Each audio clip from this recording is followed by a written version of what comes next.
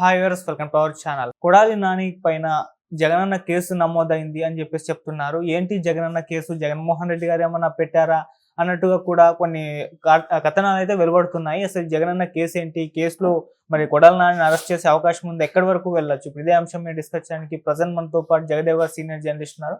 వారితో ఒకసారి మాట్లాడదాం. సార్ నమస్కారం. సార్ నమస్తే. సార్, కొడాలి నాని గారి పైన జగనన్న కేసు నమోదైంది అని చెప్పేసి ఆర్టికల్స్ రావడం మనం చూస్తున్నాం ఆ టైటిల్ తోటి. సో చాలా మంది కన్ఫ్యూజన్ అయిపోతుంది. ఏంటి జగన్మోహన్ రెడ్డి గారు ఆయన పైన కేసు ఏమైనా పెట్టారా, మరి ఇంకేమైనా కేసు ఇది, అసలు ఏ రకమైన కేసు అంటున్నారు, అసలు ఏం జరిగింది, మరి కేసులో ఎంతవరకు వెళ్ళొచ్చు అంటారు? మీరేం చెప్తారు సార్? నేను కూడా అది చూశాను. కొడాలి నానిపై జగనన్న కేసు అనగానే ఇదేంటిది జగనన్న కేసు పెట్టారా అని. కానీ నాకు అంటే ఏమో చెప్పలేం కదా, ఆయన ఏదైనా సాధ్యుడే కదా జగనన్న అని చెప్పి అనుకున్నా. ఎందుకంటే వల్లభనేని వంశీ గారికి సంబంధించి ఎప్పుడో 2019 ఎన్నికల్లో పోలింగ్ బూత్ దగ్గరికి వెళ్ళారనే కేసు అంశం, అది విచారణకు రావాలి అంటే డ్రాగ్ చేస్తూ వాయిదాలు తీసుకుంటూ ఇవన్నీ జరుగుతున్న నేపథ్యంలో మొన్న ఆయనకి ఇంకా సీటు కన్ఫర్మ్ అవ్వకముందు ఎలక్షన్స్ ముందు మరలా పోలీసులు వచ్చారని థర్డ్ క్లాస్ మేజిస్ట్రేట్ ఎవరో సమన్లు ఇచ్చారు, తీసుకురండి, దగ్గర అరెస్ట్ చేసి తీసుకురండి, లేదంటే సంథింగ్ అట్లాంటి ఏదో ఇష్యూ అయ్యాయి.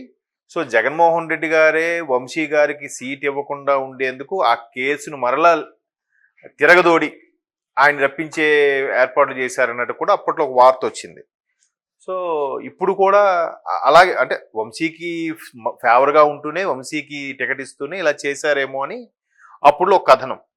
సో ఇప్పుడు కూడా ఈయన కొడాలి నాని గారి మీద మళ్ళీ ఈయన ఇంకెందుకు బయటకు కనిపించట్లేదు కదా, ఆయన ఎక్కడ పరారీలో ఉన్నారు, బయటకు రావట్లేదు, లేదా రాజకీయ సన్యాసం తీసుకున్నారు అని రకరకాల వార్తలు వస్తాయి. సో ఇట్లాంటి బయట వార్తలు వస్తున్న నేపథ్యంలో ఈయనే ఆయన బయటకు రప్పించుకేందుకు, లేదంటే ఇంకెందుకులే ఇంకా ఆయనతో అవసరం అయిపోయింది కదా అనుకొని ఈయన ఏం చేశారేమో అనుకున్నాను. కానీ మూలాల్లోకి వెళ్ళి చూస్తే ఈయన జగనన్న కాలనీల పేరుతో చాలా అవకతవకలు చేశారు, చాలా వరకు భూమి కబ్జా చేశారు, చాలా వరకు ఆ కాలనీలకు సంబంధించి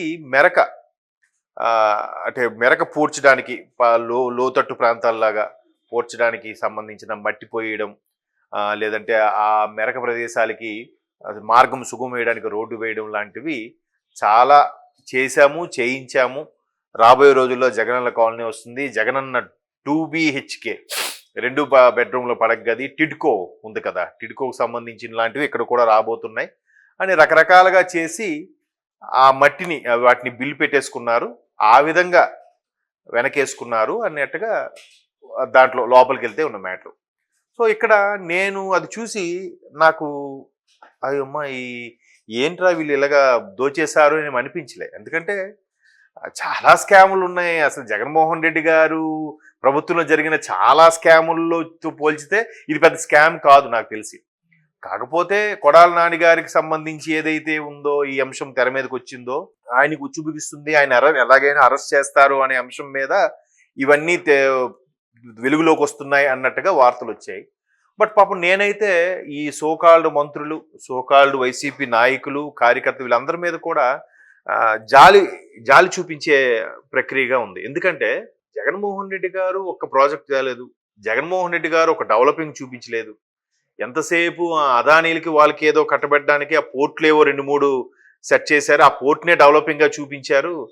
దాన్ని ఈవెన్ ఒక ఛానల్కి ఇచ్చిన ఇంటర్వ్యూలో ఎలక్షన్స్ ముందు చెన్నై ఎంత డెవలప్ అవడానికి కారణం పోర్ట్, ముంబై ఎంత డెవలప్ అవడానికి కారణం పోర్ట్, అందుకే ఆంధ్ర కూడా పోర్ట్ల ద్వారా డెవలప్ చేస్తానన్నట్టుగా ఆయన ఏదో కొంచెం స్క్రిప్టెడ్గా చెప్పడం జరిగింది అప్పట్లో. సో అదే తప్ప మిగతా కంపెనీలు రాలేదు, ఒక ప్రాజెక్ట్ లేదు, ఒక కాంట్రాక్ట్ లేదు, ఏమీ లేదు. ఇవన్నీ చూస్తే పాపం ఏదైనా ప్రాజెక్ట్ వచ్చింది అనుకోండి, ఫస్ట్ ఒక మంత్రి కింద వాళ్ళకి, ఆ కింద వాళ్ళకి అలాగా ఉద్యోగరీత్యానో లేదంటే అందులో భాగస్వామ్యం చేయడం వల్ల అందులో వచ్చే షేరో, లేదా మీరు అనుకుంటున్న కమిషనో, లేదా అక్కడ స్థాపించడానికి తీసుకునే ప్రభుత్వ ఉద్యోగుల లంచాలో ఏదో ఒకటి చాలా జరుగుతుంటాయి కదా అవకతవకలు కూడా, మనకి తెర మీదకి రావు కానీ. సో అంటే ఇవి కూడా జనరల్గా ఎక్కడో దగ్గర కేసు బయటపడడమో ఎక్కడో ఏదో జరిగితే మనం చూసి ఓహో ఆ రోజు ఇక్కడ ఇట్లా చేయడం వల్ల జరిగినవా అన్నట్టుగా మనం అనుకుంటాం. సో అట్లాంటి ఏవైనా వాళ్ళ కింద స్థాయిలకి కార్యకర్తలకి ప్రోటోకాల్ ప్రకారం ఏమైనా వచ్చుంటే పాపం వాళ్ళు బతికేవారు. నెక్స్ట్ ఎలక్షన్స్కి డబ్బులు ఖర్చు పెట్టుకొని సరేరా బాబు ముందు కూడేసుకోవాలి కదా, ఖర్చు పెట్టాలంటే ఇవాళ ఒక్కొక్క ఎమ్మెల్యే సీటుకు పోటీ చేయాలంటే 20 కోట్లు ఖర్చు, సరేలే అని చెప్పి మినిమం నేను చెప్పేది అని 4 వెనకేసుకునేవారేమో. సో ఇది ఒక్క ప్రాజెక్ట్ లేదు, ఒక డెవలప్మెంట్ లేదు, ఒక రోడ్డు లేదు, ఒక బిల్డింగ్ లేదు, ఒక తొక్క లేదు, తోటకూర లేదు. ఇలాంటి నేపథ్యంలో ఎలాగా మరి వాళ్ళు 4 రాళ్ళు వెనకేసుకుంటారు మంత్రులు? పాపం వాళ్ళు సొంతంగా ఉపయోగించి, టాలెంట్ ఉపయోగించి, ఒకడు స్పోర్ట్స్ కిట్లు కొన్నామని ఒకడు, దేవుడు దర్శనం చేయించామని ఒకడు, ఇక్కడ మట్టి పూడ్చాము, రోడ్లు వేయించాము, మెరక పూడ్చాము అని చెప్పి ఒకడు, ఇలాగ రకరకాలుగా ఎక్కడ అంటే ఎక్కడ కొంచెం వాళ్ళ బ్రెయిన్ షార్ప్ అవుతాయి అనమాట. అరే అన్న, ఒక ప్రాజెక్ట్ లేదు, ఒక డెవలప్మెంట్ లేదు, ఒక కంపెనీ లేదు, ఏదో డీల్ చేసుకొని, లేదా పలానోడికి ఉద్యోగం ఇప్పించంటారా బాబు అని అంటే, లేదా పలానోడికి కాంట్రాక్ట్ ఇప్పిస్తే ఆ కాంట్రాక్టర్ మనకి ఏదో దాన్ని పార్టీ ఫండ్ గానో, లేదంటే నియోజకవర్గం డెవలప్మెంట్ ఫండ్ గానో ఏదో ఇచ్చేవాడు. అవేవి లేవు కదా. లేకపోతే మరి వాళ్ళు ఎలా సంపాదిస్తారు? ఎక్కడి నుంచి వస్తే వాళ్ళకి? ఓన్లీ ఎమ్మెల్యేగా, మంత్రిగా వచ్చి జీతమేనా?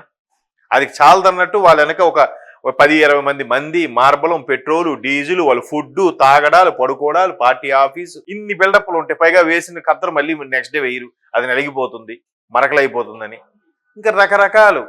సో ఇన్ని చేయాలంటే నెక్స్ట్ డబ్బులు సంపాదించుకోవాలి. కాబట్టి పాపం ఆ విధంగా ఆయన ఏదో ఆయన సొంత తెలివితేటలు వాడి ఆ మెరకానో, లేకపోతే జగనన్న కాలనీ అనో ఏదో చేశాడు. చేయకపోతాడు, ఎలా బతుకుతాడండి పాపం? నాకైతే అదే అనిపించింది. జగనన్న కాలనీల విషయంలో కానీ, టిడ్కో ఇల్లు విషయంలో కానీ, అలాగైతే గుడివాడ సెంటర్లో ఏదో థియేటర్ ఉండేదంట. ఆ థియేటరు మొన్నటి వరకు కూడా వాళ్ళ చేతిలోనే ఉండేదంట. ఎప్పుడైతే గవర్నమెంట్ ఓడిపోయిందో అది వాళ్ళ పార్టీ నియోజకవర్గం పార్టీ కార్యాలయంగా వాడుకునేవారంట. ఒక్కసారి ఇదైన తర్వాత అసలు వానర్ ఎవరో వచ్చి మొత్తం ఖాళీ చేయించారు.